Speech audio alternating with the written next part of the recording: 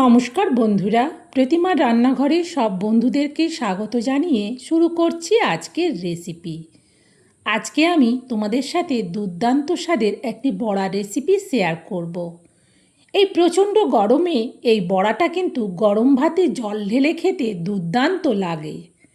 এই বড়া বানানোর জন্যে আমি নিয়ে নিচ্ছি 150 গ্রাম খেসারির ডাল। আমরা তো এই ডালটাকে খেসারির ডাল বলি, তবে তোমরা যদি অন্য কোনো নাম বলো সেটা কিন্তু অবশ্যই কমেন্টে জানিও। এই 150 গ্রাম ডালকে সবের প্রথম আমি জলের মধ্যে ভিজিয়ে দেবো। তার জন্যে একটা বড় বাটিতে জল নিয়েছিলাম। ডালটা ভেজানোর পর একটা উপর থেকে ঢেকে দিচ্ছি, আর এর সাথে নিচ্ছি অল্প একটু মুসুরের ডাল। এই মুসুরের ডালটা আন্দাজে 50 গ্রামেরও কম। এবার এই ডালটাকেও একটা আলাদা বাটিতে জল নিচ্ছি, তার মধ্যে ভিজিয়ে দিচ্ছি। এটাকেও ঢেকে রেখে দেবো। এই দুটো ডালই মিনিট 15 মতো রাখলেই কিন্তু সুন্দরভাবে ভিজে যাবে।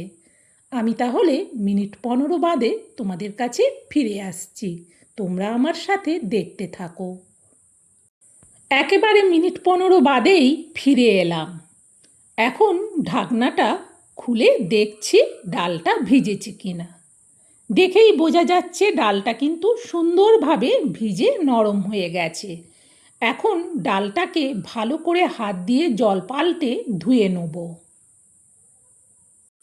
সবের প্রথম মুসুরের ডালটা ধুয়ে নিলাম, ধোয়ার পর আলাদা করে রেখে দিলাম। এবার খেসারির ডালটাও কিন্তু সুন্দরভাবে ভিজে নরম হয়ে গেছে। নখ দিয়ে একটা দানা কাটলেই বোঝা যায় যে ডালটা সম্পূর্ণ ভিজে নরম হয়ে গেছে। এখন এই ডালটাকেও ভালো করে ধুয়ে নেব। দুটো ডালকেই কিন্তু আলাদা আলাদাভাবে ধুতে হবে। দেখো, এই ডালটাও ধুয়ে নিয়েছি। এবার এই ডালটাকে মিক্সার জারের মধ্যে নিয়ে নিচ্ছি। শুধু খেসারির ডালটাকেই মিক্সার জারে নেব, মুসুরের ডালটাকে কিন্তু আলাদাই রাখবো। আর এই কলাইটা ধোয়ার সময় এতে অল্প একটুখানি জল জল ভাব ছিল, সেই জন্যে কলাই পেস্ট করার সময় আর কিন্তু একটুও জল দেব না। এবার শুধু ঢাকনাটা বন্ধ করে দিয়ে এটা পেস্ট করে নেব। দেখো, পেস্ট করে নিয়ে চলে এসেছি। সুন্দরভাবে পেস্টটা কিন্তু হয়ে গেছে। এখন একটা বড় বাটির মধ্যে পেস্টটাকে হাত দিয়ে পরিষ্কার করে বের করে নেব। যেহেতু এটা জল দিয়ে ধোয়া যাবে না, সেই জন্যে যতটা সম্ভব হাত দিয়ে একেবারে মুছে পরিষ্কার করে বের করে নিতে হবে। দেখো, পরিষ্কার করে বের করে নিয়েছি। এখন এতে দিয়ে দেবো এরকম সাইজের দুটো পেঁয়াজ। যেহেতু 150 গ্রামের মতো খেসারির ডাল আর এদিকে 50 গ্রামেরও কম মুসুরের ডাল, সেই জন্যে এইরকম বড় সাইজের দুটো পেঁয়াজ হলেই হয়ে যাবে। এর থেকে বেশি পেঁয়াজ দেওয়ার দরকার নেই, বরং কম দিলেও কিন্তু ভালো হবে। সুন্দরভাবে পেঁয়াজগুলোকে ঝিরিঝিরি করে কেটে নেব।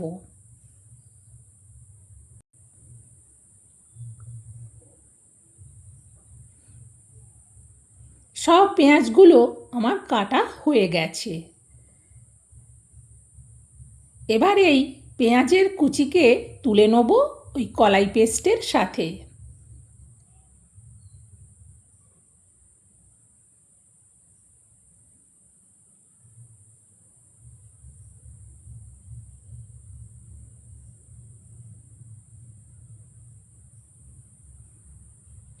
এরপর এতে দিয়ে দেবো পরিমাণ মতো লবণ, আর দেব পরিমাণ মতো হলুদ, আর দেব পরিমাণ মতো লঙ্কার গুঁড়ো। এরপর দিচ্ছি কিছুটা কাঁচা লঙ্কা কুচি। তবে ঝালটা কিন্তু তোমরা যে যেমন পছন্দ করো সেই অনুযায়ী দিও। এরপর এই ভেজানো মুসুরের ডালটাও এর মধ্যে নিয়ে নিলাম। এই ডালটাকে কিন্তু বাটবো না, এমনি এটার সাথে দিয়ে এবার ভালো করে মিশিয়ে নেব। আমরা একটু বেশি ঝাল পছন্দ করি, সেই জন্যে একটু বেশি করে কাঁচা লঙ্কার কুচি দিলাম আর অল্প শুকনো লঙ্কার গুঁড়ো দিলাম। এবার ভালো করে এটাকে মিশিয়ে নেব। সত্যিই বলছি, এই তীব্র গরমে এই ঝাল ঝাল রেসিপিটা ভাতের মধ্যে জল ঢেলে খেতে এত ভালো লাগে যে মনেই হবে না কখন এক বাটি ভাত নিমেষে শেষ হয়ে যাবে। একবার শুধু এই ঝাল ঝাল রেসিপিটা, আমরা এটাকে বড়া বলি, অনেকে হয়তো পকোড়া বলে, তো যাই হোক না কেন, সত্যিই বলছি দুর্দান্ত লাগে খেতে। দেখো বেশ ভালো করে কিন্তু মিশিয়ে নিয়েছি সব কিছু। এখন এটা পুরো রেডি। এবার আমি গ্যাস জেলে কড়া বসিয়ে দিয়ে কড়াতে দিয়ে দিলাম তেল। এবার খুন্তি দিয়ে তেলটাকে একটু কড়ার উপর পর্যন্ত চাড়িয়ে নেব। ততক্ষণে তেল কিন্তু ভালো করে গরম হয়ে যাবে।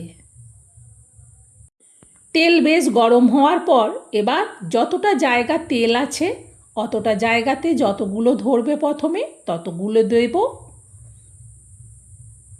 আর এইগুলো আমি হাতের সাহায্যে তুলে দিচ্ছি, তাহলে কিন্তু একটা বেশ সুন্দর সাইজে আসে। চামচে করে দিলে অতটা সুন্দর গোল সাইজের বড়ার আকারে আসে না। সবগুলো দিয়ে দিলাম যতটা জায়গা তেল ছিল। এইগুলো দেওয়ার পর এটা কিন্তু একটুক্ষণ অপেক্ষা করব, মিনিট 2-2.5 মতো। এতে করে একটা সাইড ভালো করে হবে, আর দেওয়ার সাথে সাথে কিন্তু উল্টানো যাবে না। সেই জন্যে আমি প্রায় মিনিট 2.5 মতো অপেক্ষা করলাম। এখন এবার এগুলোকে উল্টে দেবো, কারণ একটা সাইড হয়ে গেছে।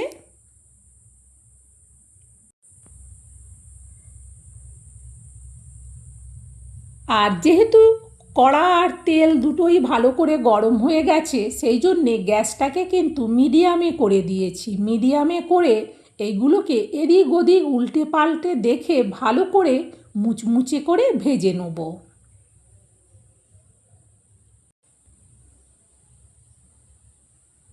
সুন্দরভাবে কিন্তু এগুলো আমার ভাজা হয়ে গেছে, কিন্তু এখনও অনেকটাই আছে, সেগুলোও আমি একই রকম পদ্ধতিতে ভেজে নেব। এগুলো সব তেল ছাঁকিয়ে তুলে নিচ্ছি।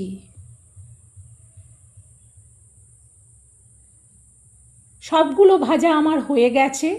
একটা বড় স্টিলের প্লেটে আমি তুলে নিচ্ছি।